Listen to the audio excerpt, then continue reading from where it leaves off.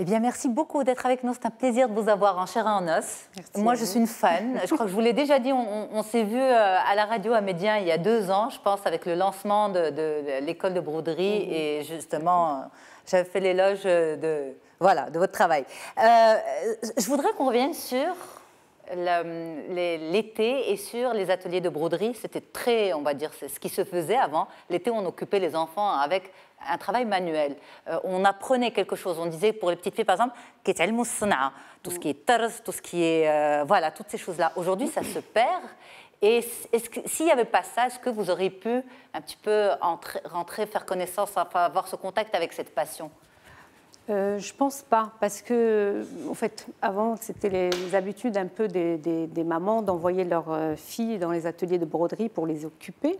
Surtout que nous, on est issus d'un milieu très modeste, donc il n'y avait pas de vacances scolaires.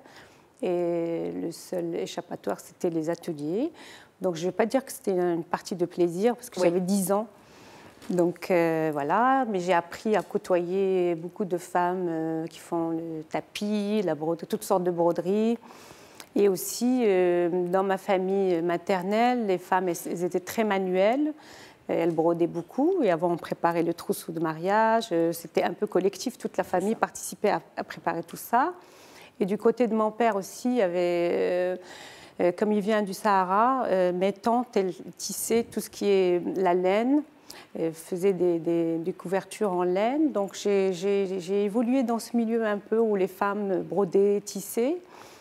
Et après, je pense que ça a été le déclic. En fait, je ne vais pas dire que je l'avais à 10 ans, mais une fois j'ai eu mon bac, j'ai fait une école de mode à Rabat.